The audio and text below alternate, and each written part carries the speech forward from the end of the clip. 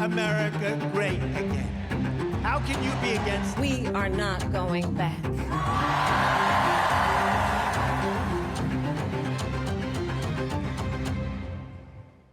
Welcome to Sidebar from the Washington Post. I'm Libby Casey, and I'm joined today in the studio by senior political correspondent Rhonda Colvin, editorial writer and columnist James Hohmann, and Amy Gardner, national reporter covering voting on the Post Democracy team. Amy, welcome. We're so grateful to get a little bit of your time because you are one of the busiest people in the newsroom right now, which is really saying something. So today, here. Thank you. So today on Sidebar, with 19 days until Election Day, is Trump slipping in votes or in his messaging or dance moves? We're also asking, is Harris closing the deal? Is she successfully reaching out to skeptical audiences?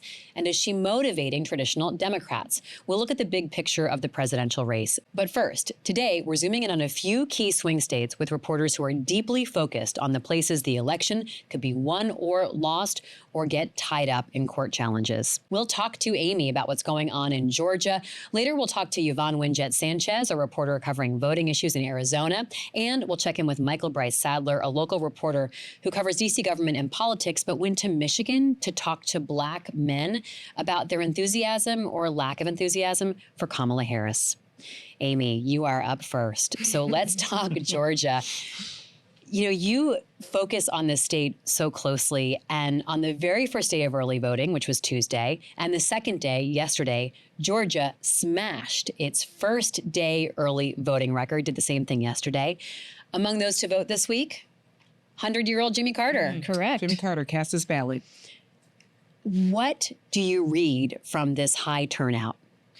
Okay, so the very first thing that I think that should be said is that people should be cautious not to overread anything in it for a couple of reasons. First of all, the first day or 2 days of voting is when the most enthusiastic voters who have just been chomping at the bit to get their ballots in come out and do it, regardless of who they're voting for. The other thing that I would say is that 2020, the last presidential election, was the pandemic election where people had to vote by mail. Georgia has never been a high vote by mail state, and they are sort of snapping back to their norm now. And in 2022, they did as well. They don't expect much more than about 6% to vote by mail this year. So there's going to be some sort of displacement of people voting early rather than on election day, and people not voting by mail. And so I think that those are the caveats that I want to put out there first. But I still think that it's kind of amazing how robust voting was. It shows that there are that many people engaged. It was nearly 600,000 ballots cast over 2 days. That represents 12% of the total vote count of 2020, wow, which is amazing. I also, I told you this before we got started, I think it's really interesting that the Black vote represented 30% of those first 2 days of voting, and that mirrors what Black voters, how they're represented overall in voter registration in Georgia. So that means that their turnout rates are just as good as white voters' turnout rates so far. That can change, but that's a really good sign for Vice President Harris, and is a little data point for people to chew on as we admit that we don't actually know what's going to happen. You had this interesting line in your story. It's not just you saying this, that several political consultants in Georgia said that the fact that the heavy turnout continued into day two was remarkable. So it wasn't just a quick hit and then it's continuing. That momentum it carried on to the second day. I think early voting is incredibly popular. People feel like it's more secure than mail voting. They're worried about the Postal Service reliability. If they believe some of the unsubstantiated claims that President Trump and his allies have said about mail balloting, they're not sure that their vote will be counted. Early voting is a lot like voting on Election Day, but affords you the flexibility to do it when you have time to do it, whether you are working during the week on Tuesday, the 5th of November, or dealing with children or parents or all the things. So I'm not surprised that early voting is robust, and I do think that it's a new paradigm in American elections that people are going to be voting early because it's convenient. So that's one thing, but I still think that there's something remarkable about how robust it was for 2 days in a row, where the second day was very nearly, if not just as much of a turnout as the first day. I mean, the real test will be today and tomorrow and a couple more days, and then we'll really see a trend, because if the first 2 days are 12% of everybody who voted in 2020, where are we going to be 10 days from now? I mean, it's definitely someplace to watch. What are you watching, James? My gut tells me that turnout is going to be significantly lower in 2024 than in 2020. Nationwide? And higher than 2016. But what's interesting is the vast majority of people know exactly who they are voting for, and they're eager to cast their ballots. The real undecided voters in this election are the people who may or may not vote, and sort of know who they're going to vote for.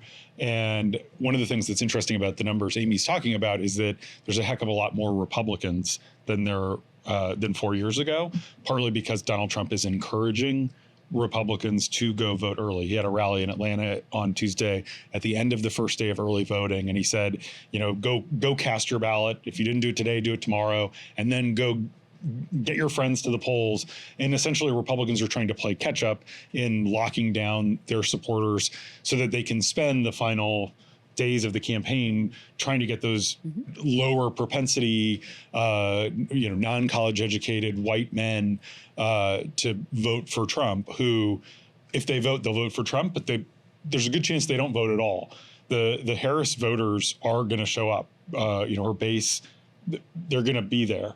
And the question that's going to determine who wins Georgia and really who wins most of the swing states is, do those less likely to vote Trump supporters actually go vote? Rhonda? Yeah, I love hearing this about Amy's reporting, because I've often thought in the last few years with Georgia specifically, they've had such a spotlight. I mean, they've had these U.S. Senate races that decided the balance of power in the Senate. They have money coming in, to Georgia after, 2 cycles of that. Of course, there was the Fulton County case. And so you almost wonder, are Georgia voters feeling just tired of politics? But it doesn't sound like they are.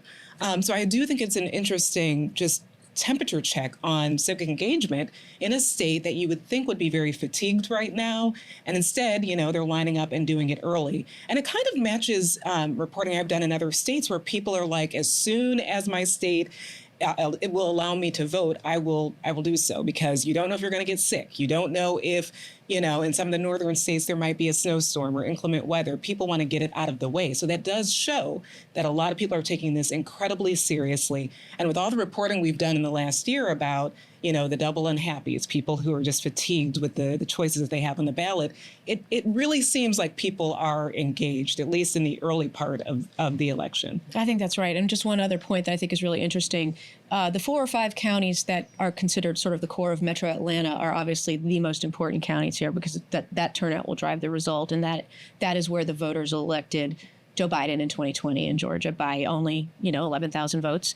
But the polling, and I know we have lots of questions about the polling again this cycle, but the polling shows that the suburbs are really strong for Kamala Harris right now. And in Georgia, although we all know that demographics is not destiny, demographics is sort of inexorably marching forward. And in Georgia, that means more college-educated young professionals, more Asian Americans coming into Metro Atlanta for well-paying jobs. And that influx of often independently registered voters, as opposed to, Republicans or Democrats, is driving the Democratic share of contests each cycle up by a percentage point or 2 every single cycle. And so there's always the time when that doesn't happen. We know this, demographics is not destiny. But if that march is to continue this year, that's going to benefit Kamala Harris, obviously. Other news out of Georgia, a judge there blocked a rule that was put in place by the state election board that would have required county election workers to hand count the number of ballots in each precinct. This was a very controversial move that they made. It was led by 3 of the members of the board who Trump supported, has praised. Amy, explain what the judge decided and why it matters. So it was quite a decision. There were actually two decisions that struck down that, because there have been multiple lawsuits against these rules. And the more recent one last night struck down 7 rules that this board had put into place in recent weeks. What's significant about it is that this is not hand counting the tally. This is hand counting the number of ballots. It's a process called reconciliation at the precinct level. They have to make sure that the number of ballots cast matches the numbers of voters who checked in at the polling table. And that's just a really great best practice that is in place already in Georgia. But they don't have to hand do it. They can take the tally from the machines and take the tally from the poll books, and if they match, they're good to go. And what these folks are saying is, no, you have to count them, and you have to do it on election day or the day after, which is a huge burden. Some of these precincts have 3 people in them. They're trying to get the results to the main county office, which is trying to get the results to the Secretary of State's office, which is trying to get those results to, CNN and MSNBC and the Washington Post. And the Washington Post. And so this judge was absolutely resolute. There were several parts of the decision, which came down at like 7 or 8 o'clock last night, that were in all caps, because he really wanted to shout his opinion to the world. He said that this board had completely overstepped its authority, that it had effectively deemed itself a legislative body by overstepping what the statutes of Georgia and the legislature of Georgia have given them the authority to do. And he called the rules unconstitutional, illegal, and void. That was one of the parts that was in all caps, which was quite fun to see. And that was after another judge earlier this week had said it's just too much too late. Like, you can't be doing this on the eve of an election. That's right. Could this come back then after this election? It could. They could also appeal. What's really interesting is that the state board's lawyer is the Attorney General of Georgia, Chris Carr. He's a Republican, but a kind of a never-Trumper Republican. And his office put out an opinion saying that these rules are a terrible idea. They're unconstitutional. You don't have the authority to do it. And they ignored him. Or they ignored the lawyer who wrote that opinion. So when they went to court over this, Chris Carr's office conflicted themselves out. So it falls to Brian Kemp to appoint a new lawyer and decide whether they're going to appeal and whether they're going to try to do it again after the election. But it's off the table for now. These rulings apply statewide unless there's an appeal. You interviewed the Secretary of State, Brad Raffensperger, on Monday for Post Live, and we all know him, of course. He's become like a household name because you reported on how back in 2020 he refused Donald Trump's ask to find these 11,000 some votes so Trump could win the election. He was against this move by the Georgia State Election Board. He was critical of it, but waiting to see what the courts would yield. But it gives a sense of how very moderate Republicans, or very mainstream Republicans rather, not moderate, mainstream dyed-in-the-wool Republicans were even against what the Trump-supported board members were trying to do. I think that's exactly right. And I think you're right to not say moderate. Brad Raffensperger is a conservative Republican. As is Brian Kemp. As is Brian Kemp. Yeah. But these are traditional mainstream Republicans, Main Street Republicans who believe in the rule of law and who are very mindful of the fact that upending these norms could come back and bite them in the rear end another day. If one side says we don't care about the law, why is it not okay for the other side to say we don't care about the rule of law? And so I think that that's a driving motivation for some Republicans to say, we don't want this. We don't want this precedent, because then it's the Wild West where we're sometimes on the receiving end of it, and that's not a great thing for our democracy. What else are you hearing from Brad Raffensperger in terms of concerns about election integrity, or even trust in the process, and concerns about people casting doubt on it afterwards, even if everything goes really well and totally above board? He's sounding pretty rosy right now. He actually talks a lot about some of the things that he's put in place to prevent, for instance, non-citizen voting, even though there's not really any evidence that happens in any large amounts. I mean, I think that's a reminder that he's, in fact, a Republican who probably wants to run for higher office someday and needs to be mindful of the issue that animates the base of the party. But on the other hand, it's perfectly legitimate to try to sort of, calm down nerves out there. If people are buying into the false rhetoric from the more extreme elements of his party about, the Wild West of non-citizen voting that Donald Trump claims is going on, which is utterly false. I mean, that's not a bad public service message to say, no, it's not true, and here's why. Here's what we do. Here's the ID that you have to provide, and here's how we check. So he's pretty confident, and his role publicly is to basically tell Georgians what his office is doing to protect the vote. And he's doing that a lot every day right now. Yeah, I mean, I just can't help but think about the election workers, Ruby Freeman, Shane Moss, who were caught up in this insane storm because of Rudy Giuliani and others, Rhonda. They were election workers, like really doing their civic duty and doing a job, and they were accused of malfeasance when they did nothing wrong. I'm just curious to see what is picked apart this time around and who gets under the spotlight and who's really willing to take these jobs if that's part of the threat that they could face. Yeah, I think that's happening all over the country where election workers and those who have to recruit election workers are bracing themselves to go up against potential acts of violence. While you were talking, I was actually thinking about this. Is there a different look or infrastructure at Georgia polling sites right now when it comes to keeping people safe inside? Is there anything different from the last time? Yes, although I'm not sure exactly which of the different new policies that have been implemented are Georgia or other states, because I've been traveling a lot lately. But I know that several states are planning to distribute, and already have, where early voting has already begun, like Georgia, panic buttons on a lanyard. So there's one poll worker in every precinct location that has a panic button that goes straight to the local 911 dispatch center, which is remarkable. There are different versions of making sure law enforcement is at hand. Some states have got marshals stationed outside of polling locations.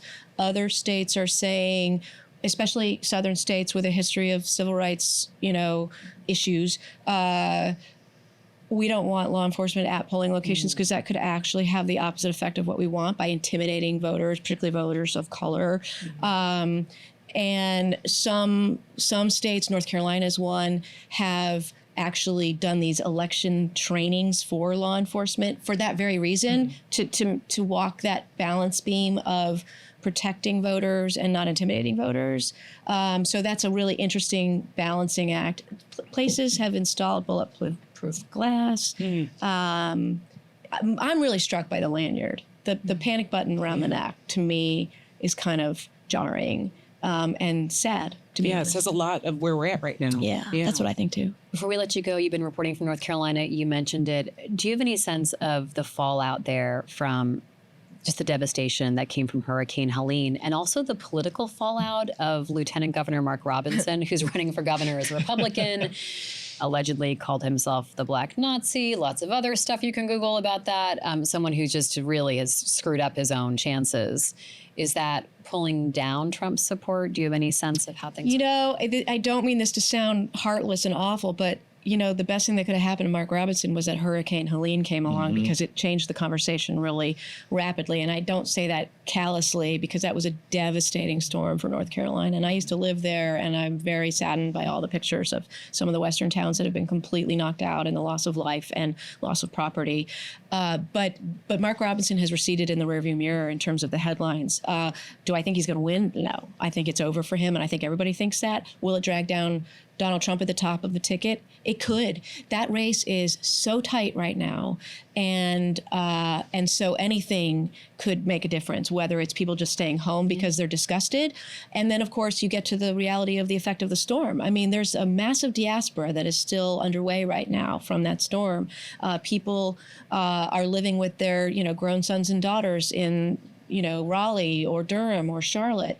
And the state election board has done a ton of stuff to make it easier for them to cast ballots. You can actually drop your ballot off at any election office in the state, and it'll get back to your home election office. And they've been working really closely with the 13 most affected counties to make sure those election offices are up and running. But are there people who aren't going to be thinking about voting because they lost their husband or wife or child or grandmother or home? Yes, there are. There's just no question. And so the question is, who does that hurt?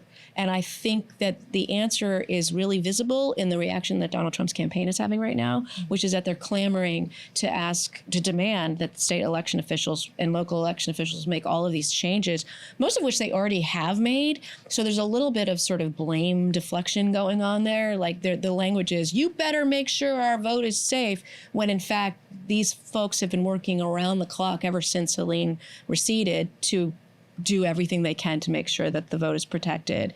But to me, that rhetoric out of the Trump campaign tells you that they're worried about North Carolina. Mm-hmm.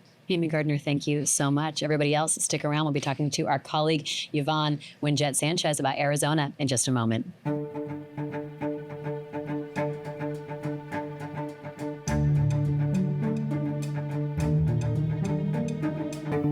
This is Sidebar from the Washington Post. I'm Libby Casey with Rhonda, Colvin, and James Hohmann, and we welcome into the conversation Yvonne Wingett Sanchez, joining us from Arizona, where she's a reporter covering voting issues. It's so great to see you, Yvonne. The last time we saw you in person was at the Republican convention, and I think you've been joking that you were like the drama queen of the week, because Arizona was so fraught and complicated. At the RNC. Am I lying, guys? Am I accurate assessment? So we're thrilled to see you again. You have this very contentious Senate race there. And of course, we're all watching the presidential race in Arizona. Let's just start with what's making news right now in Arizona.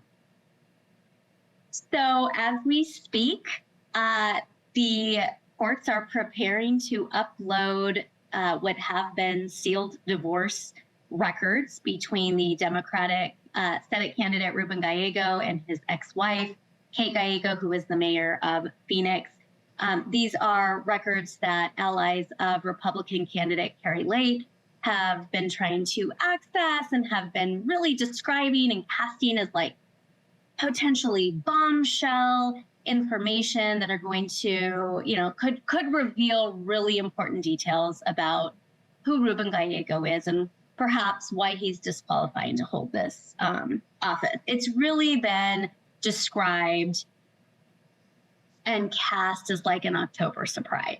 Early voting's been underway over the last couple of weeks. The surprise is coming out. There's a sense that there really isn't going to be the bombshell in here that allies of Carrie Lake have been hoping for. She has been running behind in most of the polls that we consider legitimate for some time. She has a lot of issues that she's having to contend with, not just with trying to win over independent voters and moderate Republicans, but also the MAGA base that she turned off for a number of reasons over the past year or so. And that race, to me, actually is much less sexy than some of the down ballot races that I'm paying much more attention to. Why are these divorce papers being unsealed now? A conservative outlet sued to try to get access for them. That's sort of been, winding its way through the court system. The Gallegos have appealed at numerous points. The Supreme Court last night finally said, look, you guys have not made a good reason as to why these things should not be revealed. We're told that they mostly contain details about the movements, about their son, and why or how perhaps he should be raised, maybe some security issues around him. And it's really pretty boring stuff. Now, there are some concerns that some of that information is going to be redacted. And as we've learned, especially in a place like Arizona, which is very dramatic, from the air bandages at the convention on down, redactions could fuel misinformation. Very big conservative personalities like Laura Loomer and others have heaped on all sorts of conspiratorial type theories about these records already. So you can imagine what this is going to look like if there are redactions or pages withheld from these files. I want to ask about these sexier down ballot races. I mean, I saw a poll. I don't know if it was a credible poll, but Noble Insights is an Arizona firm that showed Eli Crane tied against the president of the Navajo Nation. Now, that is not one of the main two that came out today. It's not one of the main two House races in Arizona that's considered competitive. The Juan Ciscomani and Dave Schweikert, closer to where you are. I don't know. I mean, do you think that's real? And I mean, what do you see as the sexiest races in Arizona? So I think the Juan Ciscomani race is super sexy. The David Schweikert race is super sexy. I wish I could show you all the mailers. I mean, I've got my mailers. Those two races are super sexy. The races for county election positions, the county recorder positions, there are several across the state that are unbelievably sexy. You will be reading about them soon. Why? Races for, Why will I be reading about them? Because I'll be writing about them. Well, without giving away your reporting leads, why are these drawing interest? Is it like a surrogate for Trump Harris, or is it about election integrity, or what's the reason it's so interesting? It is, these are the seats that, this is the frontier of democracy, right? These are the seats that are closest to home that make or break what democracy looks like depending on who you are. And so at least here in Maricopa County, which saw the narrowest vote margin in 2020 at 10,457 votes, you have two competing visions for what that looks like. You have someone who is forged in the MAGA brand, who is endorsed by people like Carrie Lake, Turning Point, other conservatives that are pretty far right. And then on the other side, you have a first-time Democrat who, for all intents and purposes, and he would admit this, has no idea what he is doing, and didn't actually think he would be running because he thought that the guy who has been running the county recorder's office was actually going to win. But he's a Republican who defended elections, and so he lost. Wow. And so you've got two big competing visions for that. And then you have a board of supervisors, several of those members on this Republican-controlled board told Donald Trump's allies, no, we're not going to overturn your loss in 2020. And after this election, they will not be there anymore. We could see that board flip for the first time in decades, prehistoric era, long time we haven't seen anything like this. And there are hot spots across the county too, with a lot of other races. And then we have ballot initiatives. The abortion initiative is obviously a really big thing. We have judicial retention races. We have a lot of election skeptics and people who are just really upset with local government's refusals to overturn elections or count ballots that shouldn't be counted. They want to punish someone. And so there are some judges that actually could go down. And this is a state that, we're not Wisconsin. We're not accustomed to that sort of fight over judges. And so the local races are really where it's at. Does it make you want to move to Arizona, Rhonda, or I mean, the weather, the landscape is gorgeous. But yeah. You'd be busy. Yes. I was actually thinking that while Yvonne was talking, how busy you might be after the election. I mean, we'll all be busy. But I feel like she's going to be the ultra marathoner. Right. Not just the marathoner. I hope you're getting your sleep election. now, the vitamins, whatever you need to do. But it made, while you were describing all of that, it made me think about all of the lawsuits that a lot of Republican groups have been filing, pre-filing before Election Day, going after absentee ballot laws and other local laws, setting, the stage for possible litigation after the election. Are you hearing any of that in Arizona? Do you anticipate that there will be a lot of lawsuits that we'll need to cover and hear your insights on? Oh, Rhonda.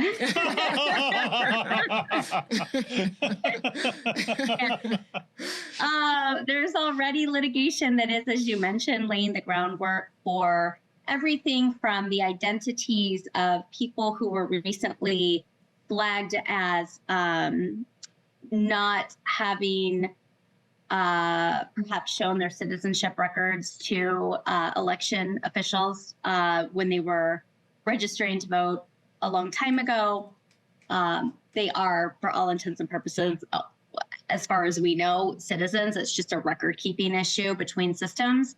So there's litigation over that. We've got litigation over our elections procedures manual that dictates everything from the behavior of partisan observers when they are at vote polling locations and vote tabulation centers, what they can do, what they can't do. Litigation over a rule that our Secretary of State wants to enact that would allow the state to certify its election results without including the results of counties if they refuse to certify by the deadline that they need to certify by.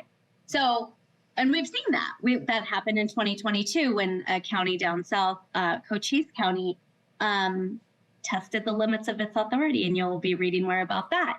And so, like, there's all these lawsuits underway. We think more are coming, perhaps over military and overseas voting. My biggest question on that front is who is going to be actually filing those lawsuits? Because an election integrity lawyer who is known for his work and has represented Republicans and, the Trump campaign back in 2020 and the RNC up until recently, just bowed out and said he isn't doing it. And so Harmeet Dillon is going to be overseeing Arizona's election strategy. But you have to have an attorney here locally who can aid and assist. And the people who are known for their work on elections actually are not touching these cases. In fact, their business model since 2022 now relies on representing the county election officials who are administering the vote. Good. Wow. They're not doing the campaign work for Republicans that they used to do. They were flying too close to the sun in some cases. Right. And there's deep concern about sanctions, about reputation, about their law licenses. And so it remains to be a question, but a very interesting storyline about what happens. And I would totally love, an extra hand, Rhonda. So enjoy the weather. I'll think about it. I think about it. You may have sold me on all of that. You So are many certainly, good that's a stories. lot of It's not job the summer. security. It's not the It's summer. not the summer, not job security, right? Yeah. Yvonne, I can't let you go before we ask you about the presidential race and how that's looking there. You talked about Kerry Lake being a bit underwater. Is that dragging down Trump support? Are you seeing any correlation there? How is Arizona looking on the presidential level? An hour ago, I thought it was favoring Trump. 30 minutes ago, I was like, oh my gosh, it's hair favoring Harris. It's a knife fight. We don't know. It's going to be razor thin. Some of my best sources and the brightest minds, the people that I have trusted in this state for forever to be my crystal ball, disagree. Yeah. And each of them has been right always. And so it's like, I don't know. It feels like it could go Trump, maybe. Right now, as we're taping, but in an hour, we'll call you call back. tomorrow. I mean, the one big thing that I think is really interesting is that Turning Point, which is a big conservative group, huge ally of Trump and part of the ground game machine, they're from here. And so they do know this state very well. And so if any of their work is going to work, right? Like it's going to work here, probably. And they've been super busy since the 2022 elections to really try to lay the foundation to test this, app that they have to chase the votes, to get out these low propensity, mid propensity voters. And so I think it really is going to come down to how many people can they and groups like them turn out, and Democrats too. We're going to have a lot of split ticket voters, I think. Oh, interesting. So, yeah, Yvonne, we do that well. Well, of course, because you're Arizona, right? Arizona always makes it more dramatic. Hey, we look forward to talking with you on election week. And as Rhonda was saying, take care, pace yourself. Have a It's a marathon, not a smoothie sprint. recipe. Yeah, that is one of ultra-marathon. those. It's an important insight because I think you learn when you've covered a bunch of presidential campaigns. Like you kind of, when you're younger, you're like, I just have to get to election day and just give it my all. Like, and then you realize like it doesn't end on election day.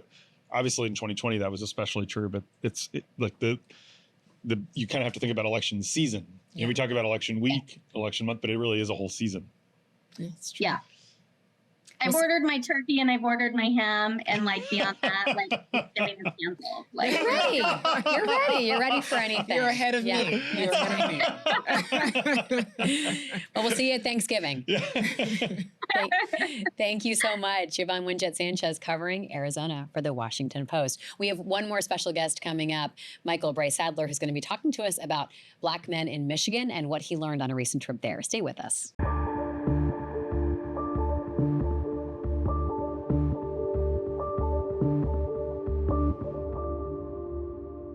You're listening to and watching Sidebar from the Washington Post. Our next guest is Michael Brice-Saddler, a reporter who typically covers D.C. government and politics. He is my go-to source of local news, but recently he traveled to Pontiac, Michigan to report on how Black men are responding to the campaigns of Kamala Harris and Donald Trump. Welcome, Michael. Thank you so much for having me on the show. Yeah, so 2 trips to Michigan. You just went in September, but you'd been there last winter and did a really interesting story about how Black voters there were responding to Joe Biden. And of course, Black voters were so essential, and Black leaders were so essential to Joe Biden's ascendancy to the top of the Democratic ticket and then his win of the presidency. But you found some really lukewarm reactions. Absolutely. I mean, at that time, there was a lot of polling that suggested Black voters, but Black men in particular, were starting to have some, feelings of discontent or just waning enthusiasm overall as far as Joe Biden and the Democratic Party. So it was really a matter of going to explore why that was happening. One of the guys you talked to there and profiled, you went back and talked to again this September, now that Kamala Harris is on the top of the ticket. Before we get into how he's feeling now, one interesting element of this, after the White House read your story, they called up this guy and said, Joe Biden's going to call you. That's exactly right. So that story published in January, and I think it was within a day or so, someone from the White House reached out, said, hey, you should expect a phone call from the president within 36 to 48 hours. So he's waiting by the phone. He's telling his friends and family. They're all excited. Say this, say that.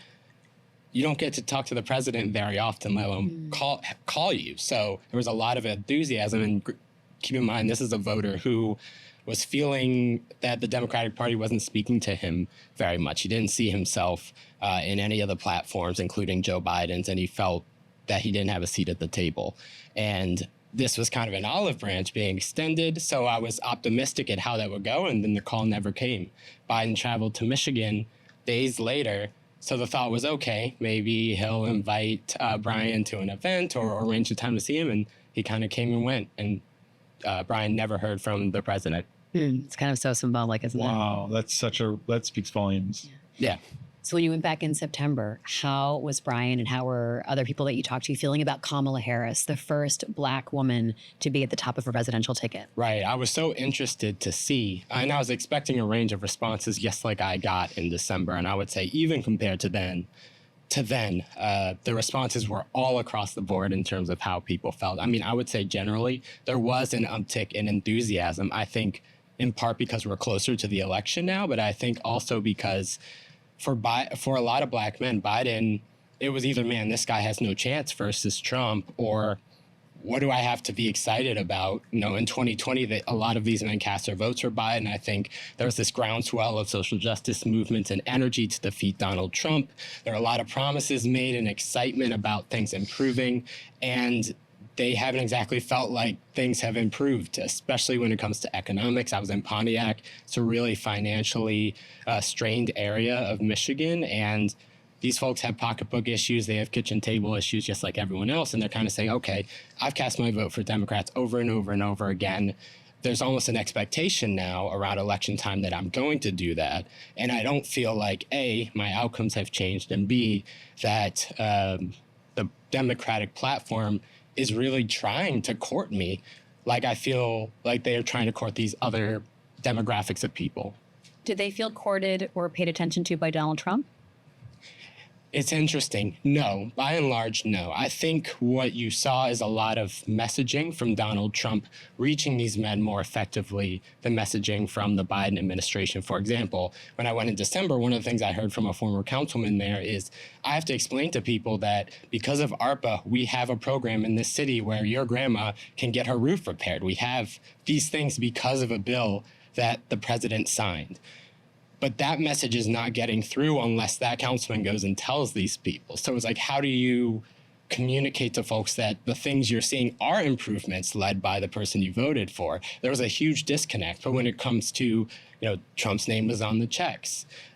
They associate the PPP loans, this period during COVID where there was support, they associate with Trump. And they associate Trump with a better economy, I think, pre-COVID as well. So then when you look at where things stand with Biden, even though record Black unemployment numbers, that's just not something that's really resonating with people. So what I found in December was this big communication chasm that the Biden campaign at that point acknowledged was something they were working on. Man, you were talking about earlier, Brian Killian Bay. Yes.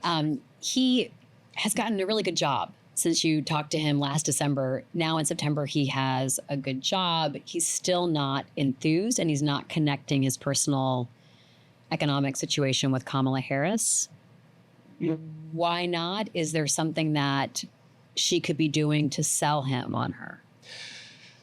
When it comes to his view of Harris, I think it's very complex because in his mind, he wished that things didn't move as fast as they did when Biden stepped down from the race and they were deciding on a new nominee, and Harris was certainly who everyone was looking at first. In Brian's mind, he threw out some names I thought were very interesting as far as other candidates he would have wished maybe had a closer look. Stacey Abrams was someone he raised because in his mind, he looked at what she accomplished and changed a lot of voters' minds and believed that she had done the work to be able to have that opportunity. Cory Booker was someone else he threw out who he felt had a clean record, strong policies, and was a strong voice. Harris, he doesn't dislike Harris, but it's kind of like, okay, what have you done as vice president? What are the policies I can tie to you? What have you done as a politician? Just a lack of information, I think, about her. And one of the things I heard from people in Pontiac is, I wish she had had more time to introduce herself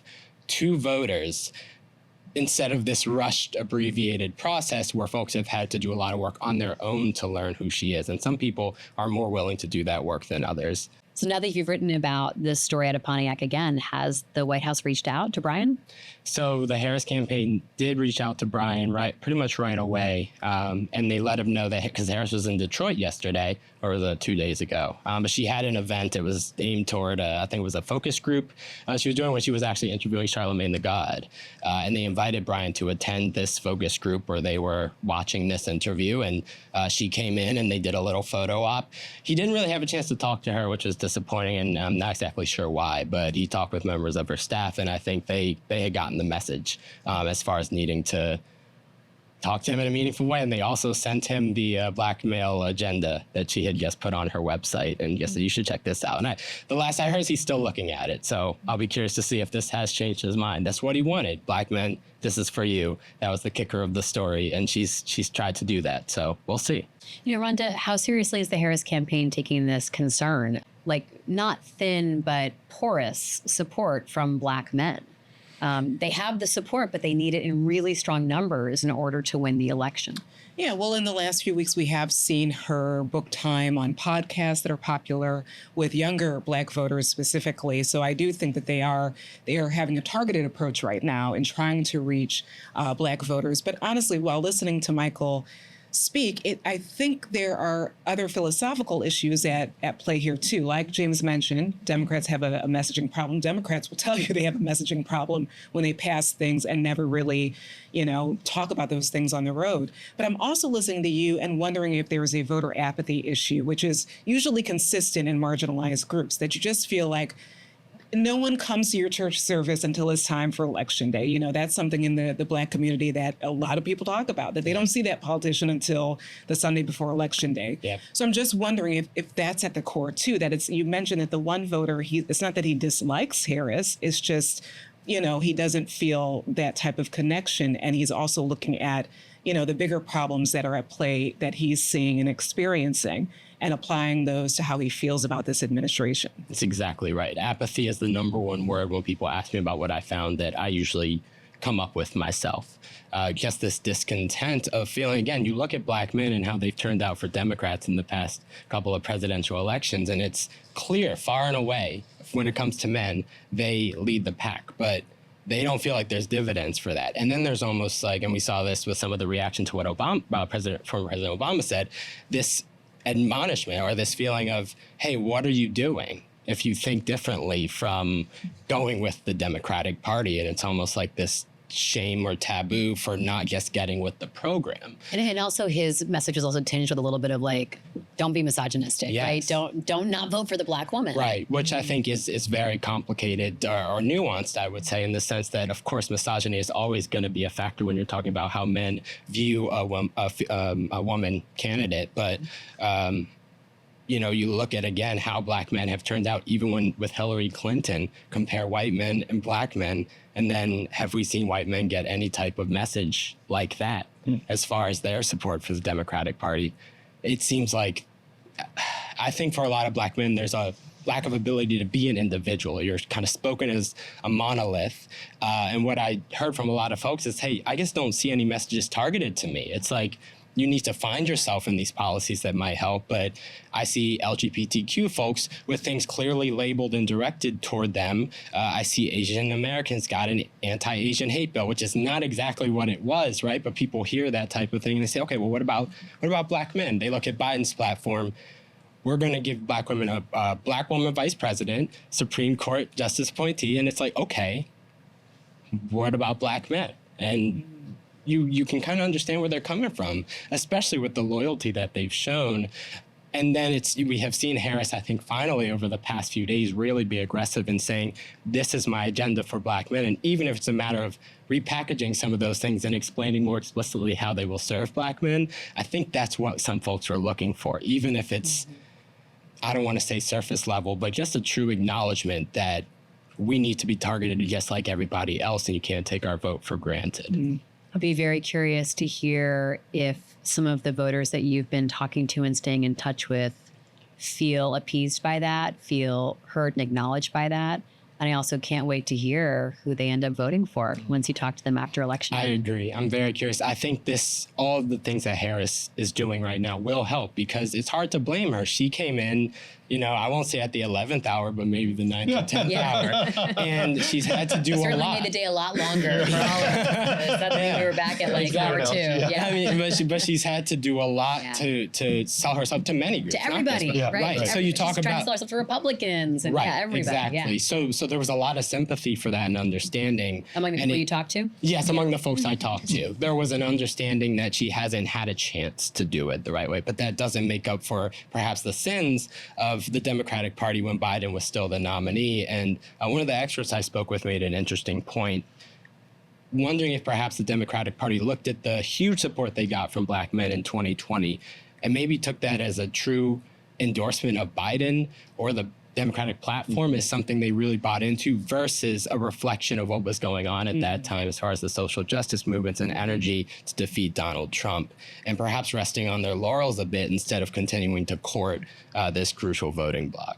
Michael Brice-Saddler, thank you so much for coming on and talking with us. I look forward to checking in with you after the election. Yeah, I'll be happy to update you guys. Thanks for having me. Sounds great. Everybody else, stay with us. We're going to do a quick roundabout how the campaigns are going for Harris and Trump, the lowlights, the highlights, and what to expect in the next 19 days. Stay with us.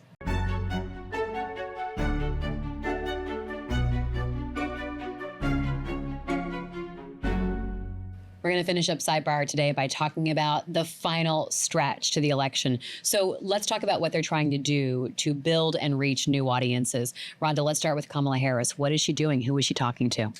Harris has been on different podcasts. She's been on Fox News yesterday. She spoke with one of their leading anchors. It was a combative interview at times. I'm not sure who she might have reached in the audience, but she did go into what a lot of Democrats might call the lion's den. I've heard it called the bear den. The bear den. Yes. Okay, that makes more sense. Fox House. Yes, all of that. But it does appear that she's trying to just cross all the T's and dot all the I's and go to audiences that aren't typically friendly to Democrats. And she is trying to reach everyone. She had a big event with Republicans in Pennsylvania where Washington crossed the Washington crossing. I'm like yeah. a Pennsylvania. I need to know these things. Washington crossed the Delaware, Delaware on Christmas of 1776. Christmas Eve. Christmas. Yeah. There's that great painting. Fix that later. Washington. She went there. Democracy quoted. I almost said George Washington quoted Ronald Reagan and had a bunch of Republicans there with her. And it's interesting because I think this is less about winning over Republicans. I think it's smart. And I actually have heard some grumbling from like progressives, who are like, oh, why is she wasting time, like trying to appeal to the middle? But I think it signals what kind of president she'll be.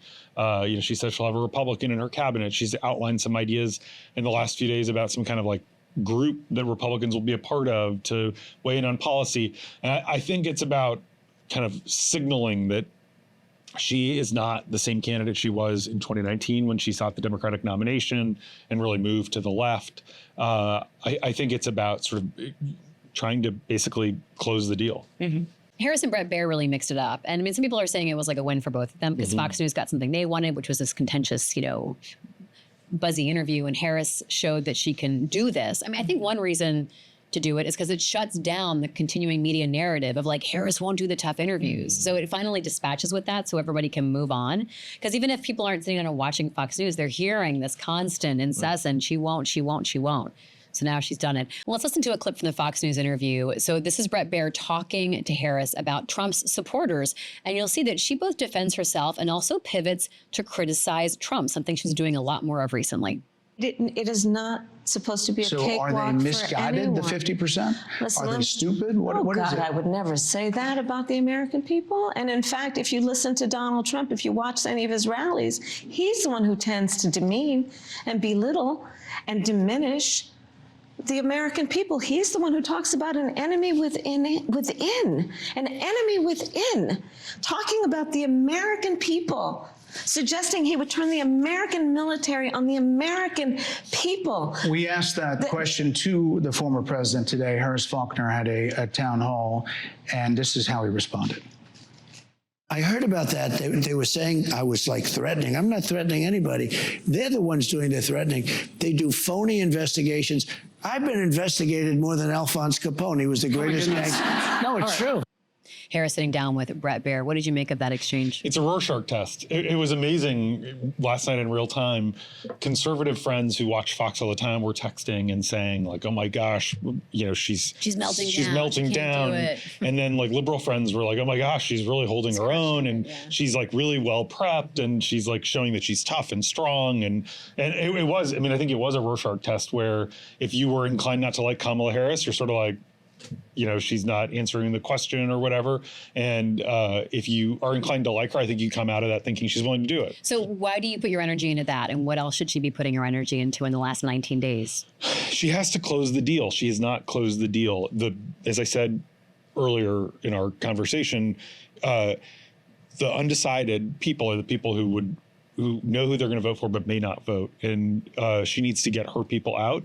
And partly by being sort of reasonable and willing to reach toward the middle. I think that there are some people who might vote for Trump if they voted who just might not vote at all because they're not going to be upset if she wins. And maybe they'll be less upset if they feel like she's more palatable to them. So Donald Trump is staying in what you've called the manosphere, James? Yes, he is. Talking about sports and baseball and talking to the podcast bros, a lot of sort of non-political outlets. And he's not doing the traditional interviews. I mean, he also did go to like the Economic Club this week. Yeah, so he was interviewed by the editor-in-chief of Bloomberg. He said some really sort of outside the norms things about tariffs, and then he basically acted as though the editor-in-chief of Bloomberg's an idiot for not buying into the responses Trump had. He also did talk to a group of women, Rhonda, but they were like pre-screened pro-Trump women, it turns out. Yeah, I think when you look at both strategies, you do have someone like Harris who is trying to just go to all corners. And like I said, dot every I, cross every T. But it does seem as if Trump is just continuously energizing his own base, making sure that they turn out. And that's where his math lies. It doesn't necessarily lie in going into uncurated groups that, you want to talk to for the first time. He's just talking to those who he knows will be loyal to him. He did a Univision town hall, which yielded some really interesting exchanges because the audience was asking some probing questions. One asked about the claim of eating cats and dogs in Springfield, Ohio, which of course is totally nuts and not true. And Trump evaded it and was like, I just report what I hear. First of all, that's our job. What can I do? And then he said he would be going to Springfield to check it out and do more reporting. And I just thought, oh, leave poor Springfield alone. But it didn't quell the concern of the racism and the danger that he's making the Haitian immigrants in that town face. And there was another exchange that I don't think satisfied the audience that I want to play for you all. This is where someone's asking specifically about January 6th and concerns that he has about Trump over that. I want to give you the opportunity to try to win back my vote. Okay. Your, let me say, action and maybe inaction during your presidency and the last few years was a little disturbing to me. What happened during January 6th and the fact that, you waited so long to take action while your supporters were attacking the Capitol. And they thought the election was a rigged election, and that's why they came. Some of those people went down to the Capitol. I said, peacefully and patriotically, nothing done wrong at all, nothing done wrong. And action was taken, strong action. Ashley Babbitt was killed. Nobody was killed. There were no guns down there. We didn't have guns. The others had guns, but we didn't have guns. And when I say we, these are people that walked down. This was a tiny percentage of the overall, which nobody sees and nobody shows. But that was a day of love from the standpoint of the millions. It's like hundreds of thousands. It could have been the largest group I've ever spoken before. So that's a clip from Univision. If you're watching with us on YouTube, you notice that man sort of looked a little when he was talking about the crowd size again, and also it being an act of love. And when the camera panned the audience, as he's talking about people not dying, a couple of the women visibly flinched. I just have to point out the other side having guns were police officers, law enforcement officers. It's not like it was a shootout at the OK Corral. I mean, this is not us versus them. This is legal actions versus illegal actions. We was the operative word there. We, us, our. It's and that is a shift from even how he's talked about it pretty recently. That he has previously promised to pardon the January 6th folks. So I think the more that's salient, the worse it is for him in terms of being able to close the deal with voters like that. Yeah, he's definitely, as I just said, doubling down on the same talking points, not exactly expanding. If you look at that clip again or listen to what the man said at the top, he said, I want to give you a chance to win my vote again. Trump did not seem to address the concerns. Instead, he seemed to alarm the man and some of the people in the audience with saying things that are clearly untrue. So again, Trump is not deviating from any of his positions before, any of the things that have concerned Americans about him, and instead just going full steam ahead with what has worked with him. And we'll have to see if that still works with the base and how much of them turn out. He had what was supposed to be a town hall earlier this week with Kristi Noem of South Dakota moderating it. It devolved into him just dancing on the stage. Kamala Harris tweeted out something like, is he okay? Which got its own attention. Governor Noem looks very smile plastered on the face, right? Because what do we do with this? Is this erratic behavior, or is this showing people that he's not so scary after all? Because in a way, it could show that. I think everyone has heard that this is erratic behavior. He's sort of slipping. He's not all there. He goes on and is posting at 1 a.m. on Truth Social about cognitive tests and his cholesterol, and saying Kamala Harris's allergies are basically disqualifying. I think that obviously it is a deeply weird thing, but I think it breaks through and it does it almost humanizes him in some ways. Mm-hmm. Again, if you're not defending this, but if you're inclined to like him, you sort of say oh, this is funny, this is amusing. Or if your neighbors are telling you that he's terrifying and scary. He likes music. Other people who we widely consider villains also liked music. It's not a. Eric. I'm not. You're saying music good, not music bad. James is weighing in. Okay. I mean, we've had other clips of candidates dancing before. You know, think about it, the Iowa State Fair years ago. I think Well, that's where it's humanized. Right. Right. But like, So but they in do this these- moment, yeah. is that this or is that something different? It also is 39 minutes. It was I will say this. awkward with the Capitol. What it does too, and we've seen this since 2015 when he was running as a primary candidate, that there are so many moments where he is so not presidential and those get the headlines versus when he is saying something about his platform. When we do learn about, his Tariffs, plan to tariffs, rounding up migrants with U.S. forces, like those are the things potentially that rounding up his enemies and going after them. with yeah. So criminal those are the things that abilities. sometimes get overshadowed by the silly the dancing or the cats and dogs and whatever else, the Al Capone thing that he just said in one of the clips. Those are the memorable things that people, his base as well as Democrats look at instead of some of the things that he's saying that really will matter to your day-to-day life. I'm so glad you brought us back to that, Rhonda. Vance continues to deny the 2020 election results. Trump continues to lie about certain things. I guess part of the question will be what penetrates and what attracts people and what alarms people.